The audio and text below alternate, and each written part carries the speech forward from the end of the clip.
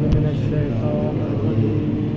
بسم الله الرحمن الرحيم. بسم الله الرحمن الرحيم.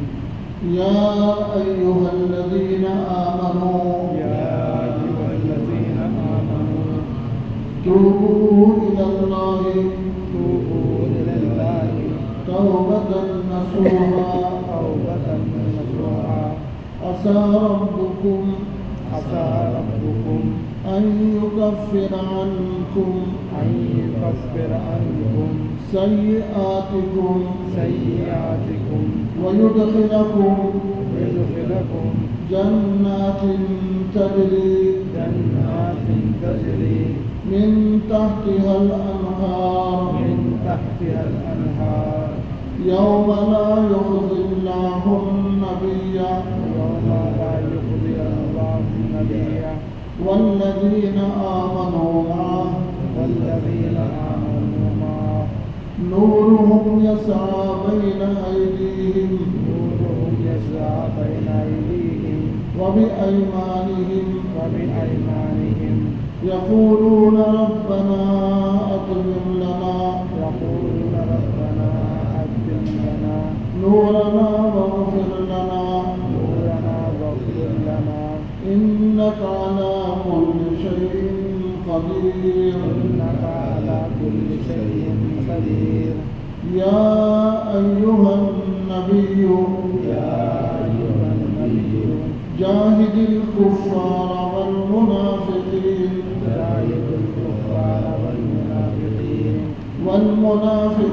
واغلظ عليهم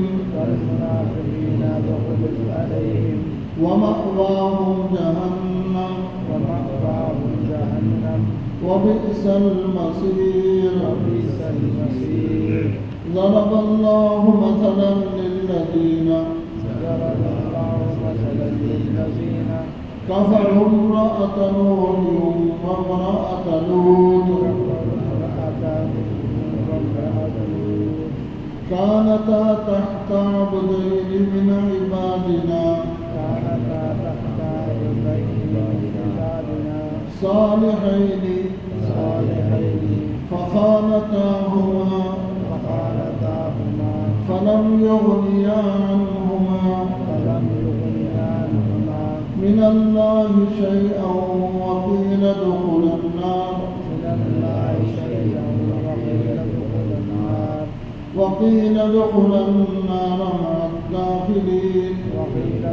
النار مع الداخلين. وضرب الله مثلا للذين آمنوا امرأة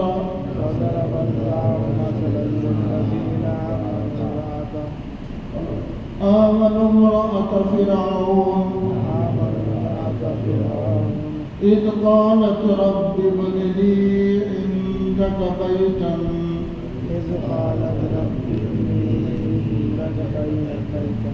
في الجنة ونجني من فرعون وعمله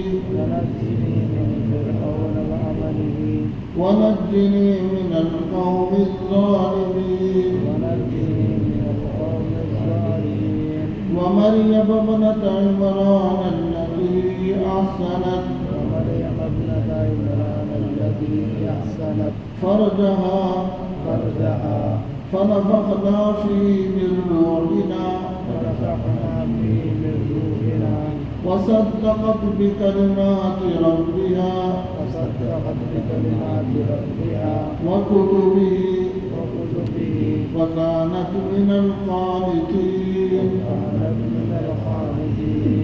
صدق الله العظيم.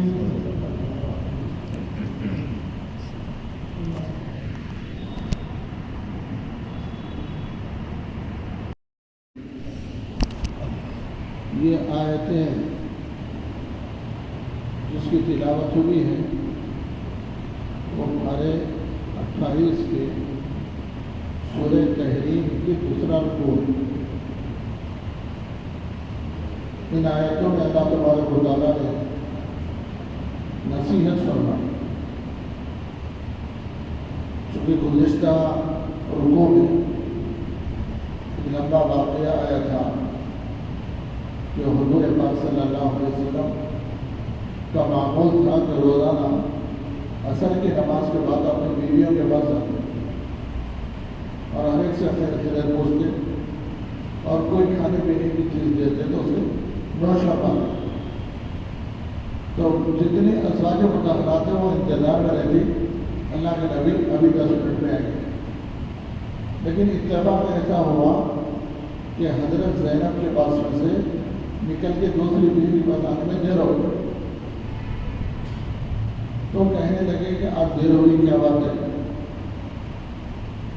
تو حضور صلی اللہ علیہ وسلم سے بڑا کہا کہ آپ کے منہ سے وہ آ جتنے ازواج مطہرات تھے سب نے طے کیا کہ جب بھی حضور ہمارے گھر آئیں گے ہم یہ بولیں گے. تو حضور صلی اللہ علیہ وسلم نے فرمایا میں تو کوئی چیز آگے نہیں آیا، البتہ مجھے حضرت صفیہ نے ایک چیز دی تھی مجھے کیوں بڑھتے کرا شہد بھی کیا. تو انہوں نے بولے شہد نہیں ہے بلکہ آپ کے منہ سے جو ہے اسپیر کی فوار. اس کے بعد حضور صلی اللہ علیہ وسلم نے قسم کھائی کہ میں آئندہ سے کوئی چیز کسی کے بعد نہیں کھاؤں گا.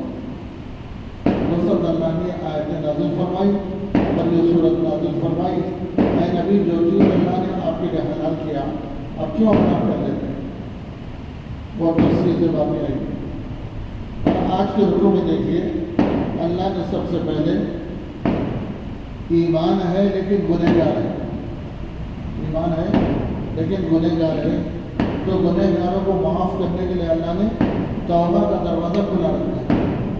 توبہ کا دروازہ حدیث میں آسمان پہ ایک دروازہ ایسا ہے جس کی چوڑائی زمین سے لے کے آسمان تک ہے، زمین سے لے کے آسمان تک ہے.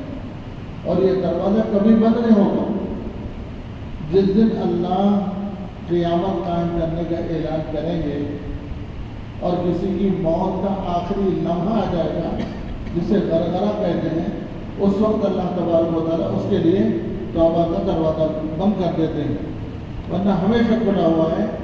اور بندے کو چاہیے کہ غلطی ہو جائے تو اللہ کے سامنے توبہ کرنا. تو اللہ نے یہاں فرمایا کہ توبہ کرو. یا ایھا الذین آمنوا، اے ایمان والو، توبوا الی اللہ، اللہ کی طرف توبہ کرو. توبۃ نصوحا، اور کیسا توبہ؟ قبول ہونے والا توبہ کرو. نصوح کے معنی جس توبہ کے اندر ندامت ہونا، آئندہ نہ کرنے کا ارادہ ہونا، جو غلطی ہو گئی اس کی تلافی کرنا.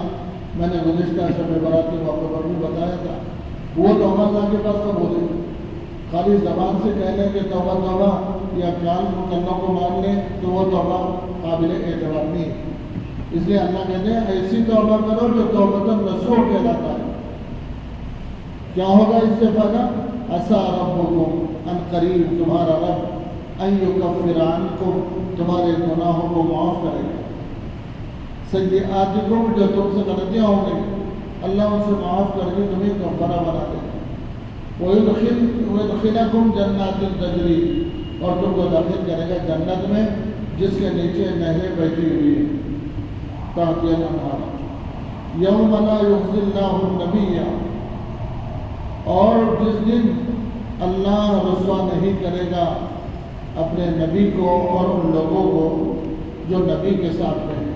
قیامت کا دن جب میدان حشر میں سب آئیں گے تو جتنے ایمان والے ہیں وہ سب نبی کے ساتھ میں رہیں گے، جتنے کافر ہیں وہ نبی کا راستہ بھٹکے ہوئے رہیں گے. تو اللہ نے خوشخبری سنائی کہ اللہ اس دن رسوا نہیں کرے گا نبی کو بھی نہیں اور ان لوگوں کو بھی نہیں کرے گا جو نبی کے ساتھ ایمان لائے. کیا خوشخبری ان کے لیے؟ نورہم یسعیٰ، ایک روشنی اللہ قیامت کے دن ان کو نور بنائے گے. نور ان کے ساتھ میں ہوگا. یسعیٰ بین ایدیہم، جو ان کے سامنے سامنے چلے گا، وہ روشنی میں چلے گا. علماء نے لکھا جس بات میں آتا ہے اللہ کے نبی نے فرمایا قیامت کے دن اندھیرا ہے، روشنی نہیں ہو جیسے دن کا اجالا. قیامت میں کوئی روشنی نہیں ہوگی، اندھیرا دن ہوگا. لوگ اپنے اعمال کی روشنی میں چلیں گے. تو یہاں بھی اللہ نور پیدا کریں گے. نور ان کے آگے آگے چلے گا، یہ لوگ پیچھے پیچھے چلے گا۔ وہ بھی ایمانہم، اور ان کے دائیں طرف بھی اللہ روشنی پیدا کرے گا، دائیں طرف بھی روشنی، ایمان والوں وہ روشنی میں بدلے ایسے وہ زندگی گزاریں گے میدان حشر کا دن۔ اور یقولون، وہ کہتے ہوں گے ربنا، اے ہمارے رب، اتمم لنا نورنا، ہمارا نور ہم پر مکمل کیجیے اور بڑھائیے۔ نور کہتے ہیں روشنی کو، روشنی چراغ کی بھی ہوتی ہے، روشنی بلب کی بھی ہوتی ہے، اور روشنی ٹیوب لائٹ کی بھی ہوتی ہے، اور روشنی اور زیادہ بڑے بڑے جو ہے روشنی والے ہوتے ہیں۔ تو روشنی سب میں ہے، لیکن ایمان والے اتنی روشنی ملنے کے باوجود بھی دعا کریں گے اتمم لنا نورنا، اے رب ہمارے نور کے اندر مکمل فرما، اور زیادہ فرما، اور زیادہ فرما، واغفر لنا، اور ہمارے گناہ کو بخش دے، ہمارے گناہ کو معاف فرما دے۔ انک علی کل شیء قدیر، بے شک اللہ ہر چیز پر قدرت رکھنے والا ہے۔ اللہ کو ہر چیز، اللہ کسی کو محتاج نہیں ہے، اللہ جو چاہیں گے بندوں کی ضرورت پورا کریں گے۔ اب آگے دیکھیے، یا ایھا النبی، اے پیغمبر، جاہد الکفار، کافروں سے لڑو، ایمان اور کفر، حق اور باطل، یہ جب سے دین آیا ہے اس وقت سے قیامت تک یہ سلسلہ رہے گا، حق اور باطل کی جنگ رہے گی۔ اور یاد رکھو کہ کافر کبھی ہمارا دوست نہیں، کتنا ہی ظاہر میں محبت کے الفاظ بتائیں، یہ ٹائم پاس ہے، وقتی طور پر، اس لیے اللہ کی طرف سے وضاحت کر دی گئی، اے نبی کافروں سے لڑو، والمنافقین، اور جو منافقین آپ لوگوں میں ہیں ان سے بھی جو ہے اپنی دشمنی رکھو۔ منافق کون ہے؟ کس کو بولتے ہیں منافق؟ دیکھو، ایک ہے مسلمان اور ایک ہے کافر، ان دونوں کے بیچ میں ایک بندہ ہے، اس کو بولتے ہیں منافق۔ تشریح کیا ہے اس کی؟ منافق یہ ہے ظاہر میں مسلمانوں کے جیسا ہے، داڑھی بھی ہے، ٹوپی بھی ہے، جھبا بھی ہے، اور جو ہے اچھے اچھے باتیں بھی ہیں، لیکن اندر سے اسلام سے نفرت رکھنا، نبی سے دشمنی رکھنا، اور کافروں سے ملاقات کر کے ان کے ساتھ یہ بولنا کہ ہم تمہارے ساتھ ہیں، اس کو کہتے ہیں منافق۔ حضور پاک صلی اللہ علیہ وسلم کے زمانے میں پیدا ہوئے تھے، مکے میں نہیں تھے، مکے میں دو ہی جماعت تھے، یا تو مسلمان یا کافر۔ مدینے میں جانے کے بعد ایک تیسرا طبقہ پیدا ہو گیا جو منافق ہے۔ اور منافق کتنے ہیں، کون ہیں؟ اللہ کے نبی جناب رسول اللہ صلی اللہ علیہ وسلم کو معلوم ہے۔ حضور کے صحابہ میں صحابی ہوتے، ان کا نام ہے حضرت حذیفہ۔ کیا نام ہے؟ حذیفہ۔ ان کا لقب ہے صاحب السیر، ان کے بھید کی باتیں ان کو معلوم ہے، راز کی باتیں۔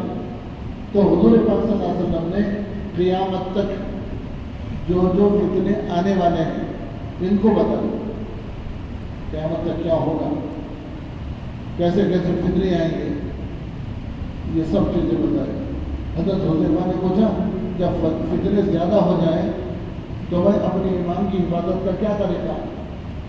تو حضور نے فرمایا تمہارے لیے بہتر یہ ہے کہ کوئی بڑی جماعت ہے جس کا بادشاہ مسلمان ہے تو تم اس کے ساتھ ہو جاؤ، اگر وہ نہیں ہے تو پھر تم جنگل میں چلے جاؤ اور ایک درخت کے نیچے اپنی زندگی گزارو، لیکن اس مجمع کے ساتھ مت رہو۔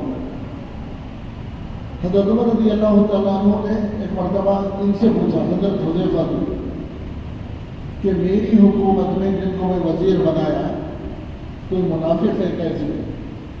کیونکہ تم کو حضور سب پتا کون کون منافق ہے، تو مجھے جو ہے میری حکومت میں کوئی ہے جو بتائیے۔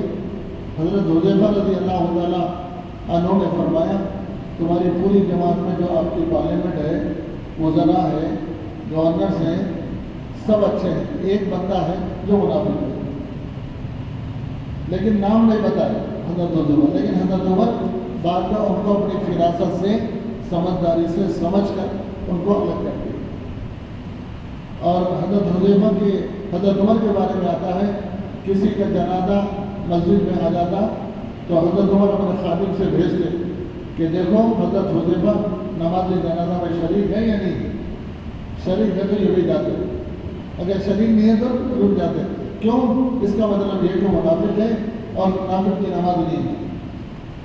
تو یہ تھے منافق جو اسلام کو بہت نقصان پہنچاتے ہیں۔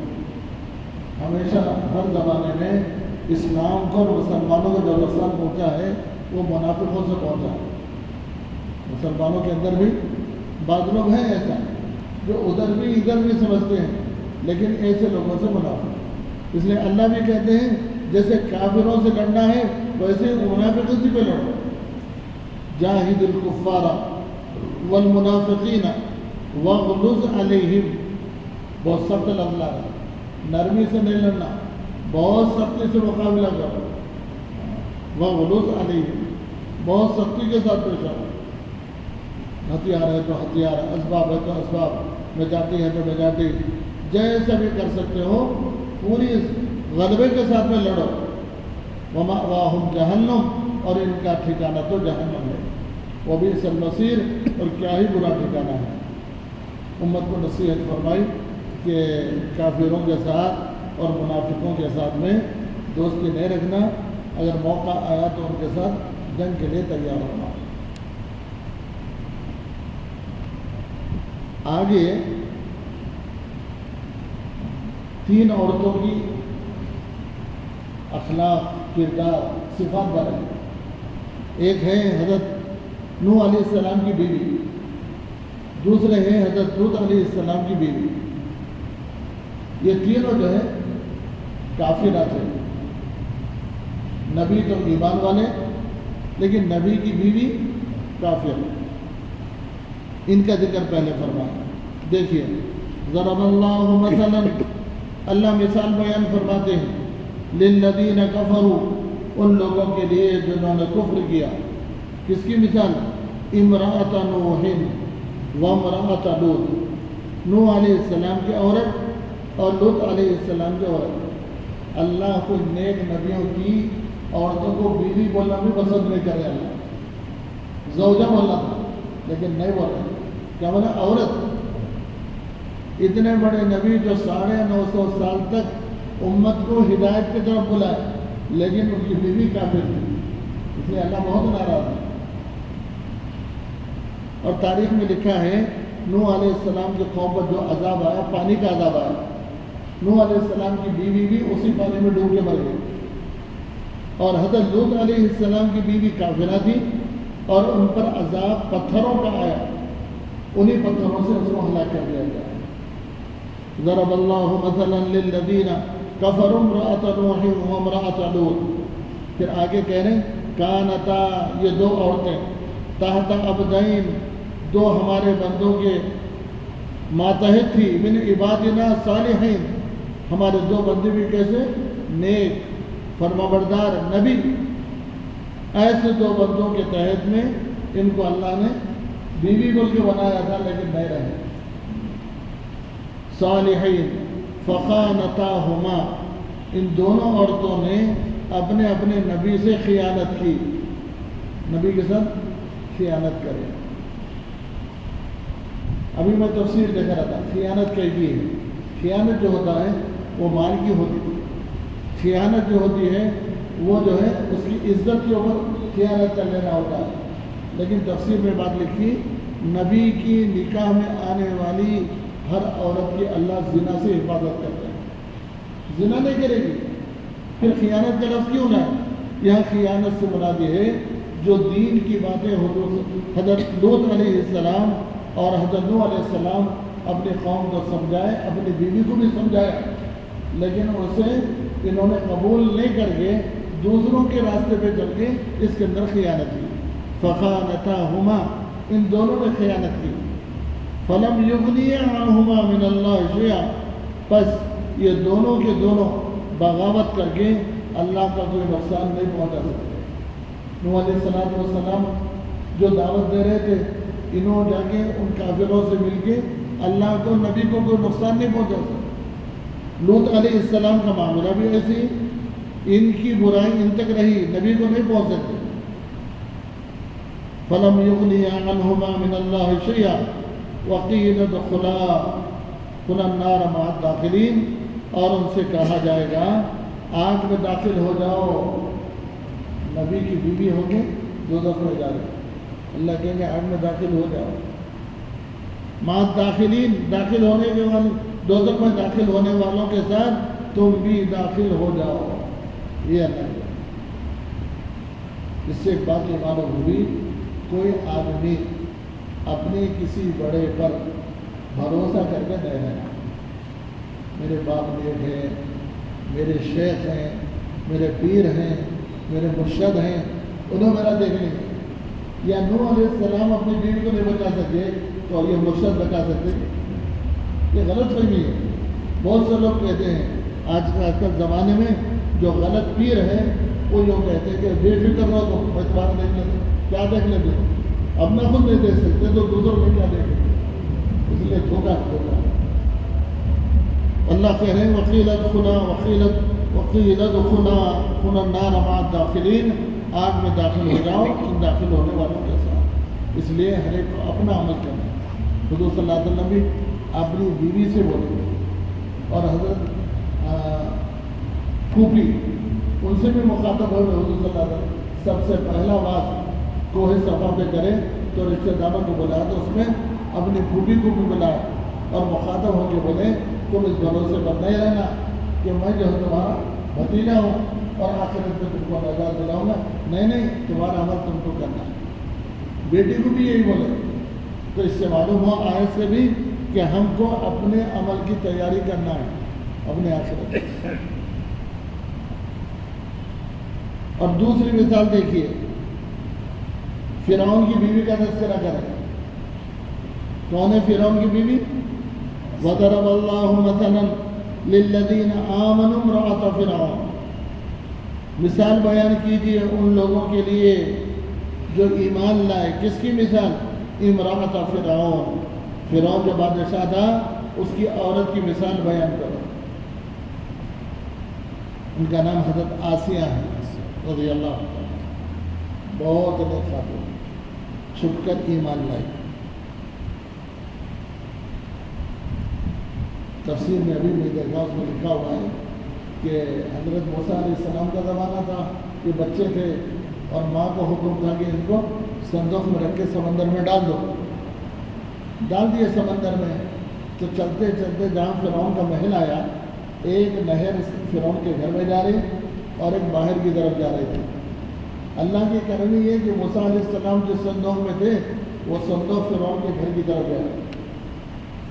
حضرت موسیٰ تو صندوق میں ہے، فرعون اور ان کی بیوی آسیہ دونوں شام کا وقت ہے، نہر کے کنارے بیٹھے بیٹھے تھوڑا سا تفریح کر رہے تھے. اتنے میں ایک چیز دور سے آتی ہوئی دکھی تو فرعون گھبرا کے بولا کیا چیز ہے اس میں. فوراً اپنے پہلے داروں کو بلایا، ڈرانے والوں کو بلایا. جب دیکھے تو بولے کہ نہیں کوئی صندوق ہے، کوئی چیز ہے، کوئی خاص بات نہیں ہے ڈرنے کی.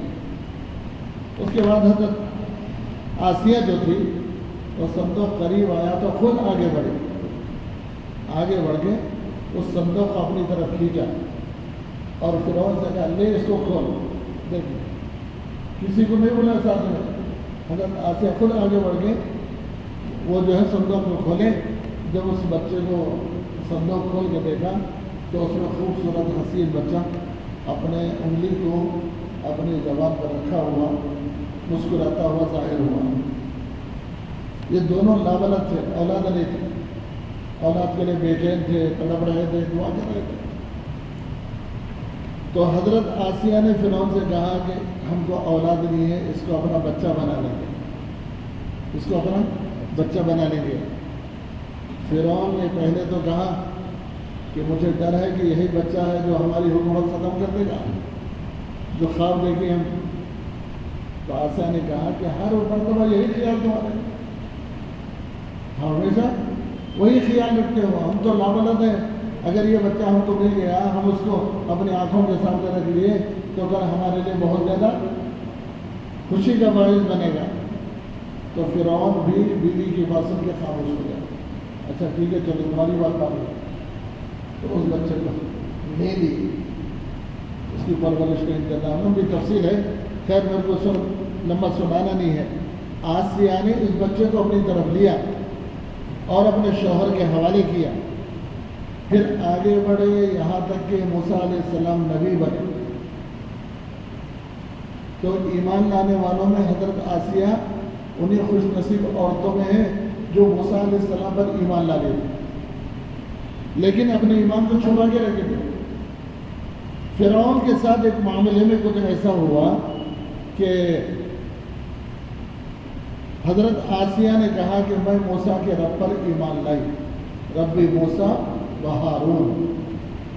تو آسیہ کا یہ جملہ سن کے فرعون نے پوچھا کیا تم موسیٰ کو رب میں مجھے نہیں مانتے؟ تو اس وقت آسیہ نے کہا کہ ہاں میں تو اس خدا کو رب مانتی ہوں جو سارے عالم کا ہے رب العالمین, تجھے نہیں مانتا. اس کے بعد ظلم ہوا, ستائے گئے, بہت زیادہ آزمائش ہوئی اور بہت زیادہ سزائیں ہوئی, لیکن اللہ ان کو جو ہے بہت زیادہ آخرت کے درجات دے کہ وہ اپنے ایمان پر ثابت قدم تھے. آخری موقع ایسا آیا کہ بادشاہ کے حکم سے اس خاتون کو چاروں چت سلایا گیا اور دو ہاتھوں اور 2 پیروں میں میخ مارے گئے اور سینے پر ان کو جو ان کے بچے کو ذبح کیا گیا. سب کچھ برداشت کیا لیکن وہ ایمان چھوڑنے کو تیار نہیں ہوئے. اللہ پر ایسا ایمان ان کے دل میں اتر گیا تھا تو آخر میں مرنے سے پہلے انہوں نے فرعون کے ظلم کے اوپر ایک دعا مانگی. کیا دعا مانگی؟ اذ قالت ربی, اے میرے رب, ابن لی عندک بیتا فی الجنہ, پروردگار دنیا تو چھوٹ جائے گی, مجھے یقین ہے اس کا کوئی بھروسہ نہیں, عالی شان بنگلے, عالی شان کوٹیاں سب چھوٹ جائیں گے, لیکن میں تجھ سے دعا کرتے ہوں کہ مجھے جنت میں گھر بنا. کیا کرنا؟ مجھے جنت میں گھر بنائیے. اور دوسرا جملہ فرمایا, یہ ظلم بہت بڑھ گیا فرعون کا, وَنَجِّنِي مِن فِرْعَوْنَ وَعَمَلِهِ, پروردگار مجھے نجات دیجیے فرعون سے اور فرعون کے ظلم سے. جتنا ستایا تکلیف پہنچائی, اللہ کے دربار میں آخر میں تڑپ تڑپ کے دعا کرے. حضور پاک صلی اللہ علیہ وسلم معراج کی رات میں گئے تو مسجد اقصیٰ کو جا رہے تھے, راستے میں ایک میدان کی طرف آپ کو نظر پڑی تو وہاں سے خوشبو آ رہی تھی. کیا رہی تھی؟ خوشبو آ رہی تھی. تو حضرت جبرائیل علیہ السلام سے پوچھا, جبرائیل یہ خوشبو کیسے ہے؟ حضرت جبرائیل علیہ السلام نے فرمایا یہ بی بی آسیہ کی قبر ہے یہاں, جو فرعون کے ظلم سے سہتے سہتے دنیا سے ایمان کو بچا کے لے گئی تھی, اس کی قبر ہے, اس کی خوشبو. اللہ اکبر. پھر آگے فرمایا وَنَجِّنِي مِنَ الْقَوْمِ الظَّالِمِينَ, اے رب مجھے نجات دیجیے ظالم قوم سے. یہ تھا آسیہ کا تذکرہ.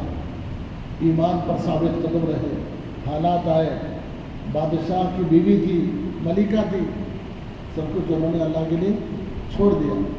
ایمان دل میں اتر گیا تھا, نہ محل کی ضرورت, نہ محلات کی ضرورت, نہ زیور کی ضرورت, نہ جو ہے عیش و آرام کی ضرورت. میں تو اللہ پر اور موسیٰ علیہ السلام کے رب پر میرا ایمان. پھر آخر آیت میں ایک اور خاتون کا ذکر کیا, ان کا نام حضرت مریم ہے. کیا نام ہے؟ مریم. مریم کے والد کا نام ہے عمران.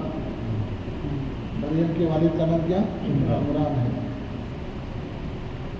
عمران کی بیوی جو حضرت مریم کی والدہ ہے, انہوں نے نیت کی تھی, اے اللہ مجھے اولاد نہیں ہے, اگر میرے پیٹ میں جو بچہ ہے اگر یہ لڑکا ہو جائے تو میں بیت المقدس کی خدمت کے لیے وقف کرتے ہوں. اس زمانے میں تھا جو ہے اللہ کے لیے دے دینا, تو میں بیت المقدس کی خدمت کے لیے وقف کر دیتے ہوں.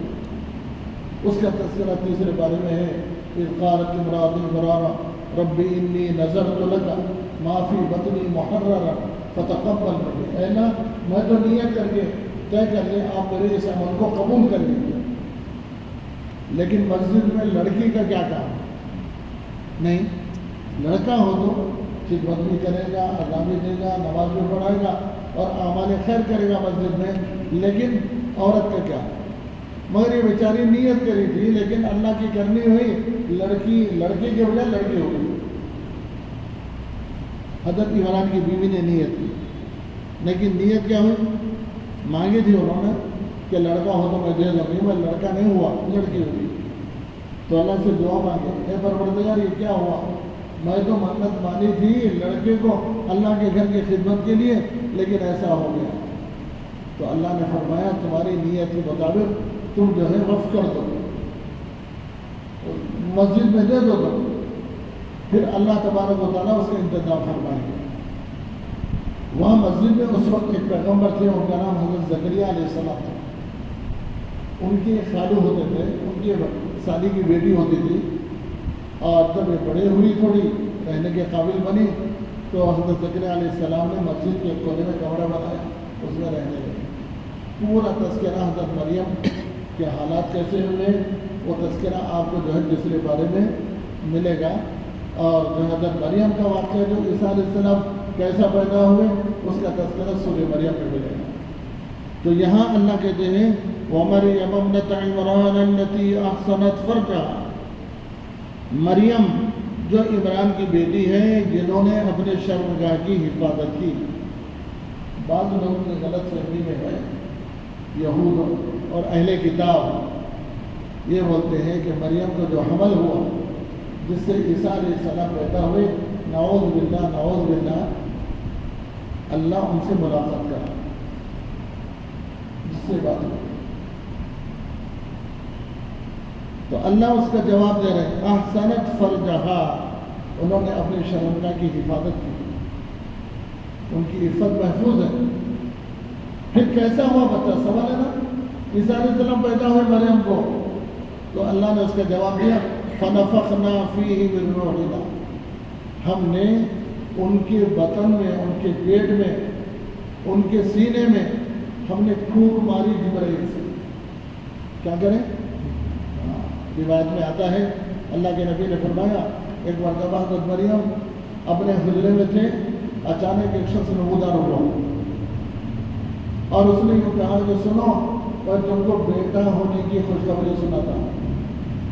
مریم بہت پریشان ہو گئی، بولے کہ مجھے کیسے بیٹا ہوگا، نہ میری شادی ہوئی، نہ کوئی مرد آدمی مجھ سے ملا۔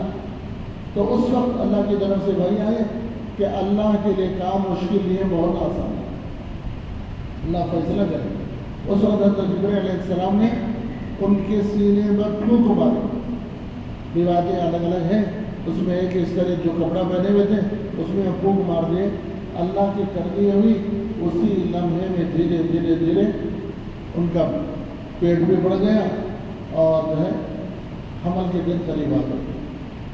حضرت جبرائیل علیہ السلام کے پھونک کی برکت اللہ نے ہوگا، اسی لیے اللہ نے کہا فَنَفَخْنَا فِيهِ مِن رُوحِنَا، ہمارے فرشتے سے ہم نے پھونک لگوا دی۔ اللہ بھی قریب نہیں آئے، جبرائیل علیہ السلام کو بھیجا جا پھونک مارو، لیکن یہ پھونک بھی جبرائیل نہیں، اللہ کہتے ہم بولے فَنَفَخْنَا فِيهِ مِن رُوحِنَا۔ اب بہت لمبا قصہ اس میں آپ مریم میں سنیں گے تو اس میں تفصیل سے ہے کہ حضرت مریم علیہ السلام ایک پہاڑ پہ چلے گئی، واپس نیچے آئی تو بچے کو لے کر آئی، لوگوں نے اعتراض کیا تو بڑی نیک نظر آتی تھی، بہت شریف نظر آتی تھی، یہ کیا جو ہے کام کر کے آئی۔ تو حضرت مریم علیہ السلام نے کہا مجھے کچھ نہیں معلوم، اس بچے سے پوچھو، میرا تو روزہ ہے، بات بھی نہیں کر سکتی، فلاں اکلم الیوم انسیا۔ تو لوگوں نے کہا کہ بچہ تو معصوم ہے، قصور تو تیرا ہے، تو سب کچھ کری، پھر بچے سے بڑی پوچھو۔ تو اس وقت اللہ تبارک و تعالیٰ نے اس معصوم بچہ جو مریم کی گود میں تھا اس کی زبان پر اللہ نے یہ کلمہ جاری فرمایا قال انی عبد اللہ آتانی الکتاب وجعلنی نبیا، میں اللہ کا بندہ ہوں، اللہ نے مجھے کتاب اور نبوت دینے کا اعلان کیا۔ ابھی گود میں ہی ہے، سب لوگ پریشان ہو گئے۔ ارے عام طور پر بچے بات کرتے ہیں 1.5-2 سال کی عمر میں، یہاں تو منٹوں میں پیدا ہونے کے بعد بات کرے۔ تو اللہ نے کہا یہ نشانی ہے، بیٹی کیا ہے؟ نشانی ہے۔ بس جن کا ایمان اس چیزوں پر نہیں ہے وہ جو ہے بہت سی طریقے بتاتے ہیں، یہ اللہ کا بیٹا ہے، یہ اللہ کی بیوی ہے، تین خدا ہے، نعوذ باللہ، کچھ بھی نہیں ہے۔ یہ سب اللہ کا کرشمہ ہے. اللہ اپنے قدرت سے بتاتے ہیں جب آدم علیہ السلام کو پیدا کرنا چاہا ماں اور باپ کے بغیر بنا. وہاں کوئی تھے کیا؟ نہیں تھے. بیوی ہوا کو پیدا کرنا چاہا تو جو ہے باپ آدم علیہ السلام سے ماں نہیں تھی. اور عیسیٰ علیہ السلام کو اللہ نے پیدا کرنا چاہا ماں ہے باپ نہیں ہے. اللہ پیدا کر کے بتائے. اللہ کے لیے کوئی مشکل ہے؟ انہ علی کل شیء قدیر. اللہ تو ہر چیز کا قدر رکھتا ہے. تو یہاں بھی فرمایا فنفخنا فیہ من روحنا وصدقت بکلمات ربہا وکتبہ. اور یہ اللہ کی طرف سے جو کلمات اور ان کی سچائی اور ان کی کتاب اور ان کے نبوت کا اعلان یہ سب وہ اپنی زبان سے ظاہر کرے ہیں اور بالکل سچا ہے، اللہ کی کلمات میں سے ہے. اسی لیے فرمایا قرآن کے آیت میں بھی ہے حضرت عیسیٰ علیہ السلام اللہ کی نشانی ہے. روح اللہ ایک جگہ آیا ہے، ایک جگہ کلمت اللہ آیا ہے. اللہ کی طرف سے کلمہ ہے، نشانی ہے. اس لیے کہ اللہ تبارک و تعالیٰ نے ان کو بغیر سبب کے پیدا کیا. وکانت من القانتین. اور مریم جو ہے بہت عبادت گزار اور نیک صالح خاتون تھی. اللہ تعالیٰ ہم سے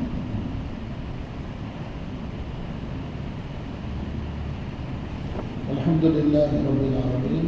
اللہم لک الحمد ولک الشکر. اللہم صلی علی سیدنا حبیبنا مولانا محمد اللہم انت السلام ومنک السلام تبارک ربنا وتعالیت یا ذا الجلال والاکرام. ربنا آتنا فی الدنیا حسنہ وفی الآخرۃ حسنۃ وقنا عذاب النار. اللہم لا تسلط علینا من لا یرحمنا. اللہم لا تسلط علینا من لا یرحمنا. اللہم لا تسلط علینا من لا یرحمنا. ربنا تقبل منا انک انت السمیع العلیم وتب علینا انک انت التواب الرحیم برحمتک یا ارحم الراحمین. والحمد للہ رب العالمین.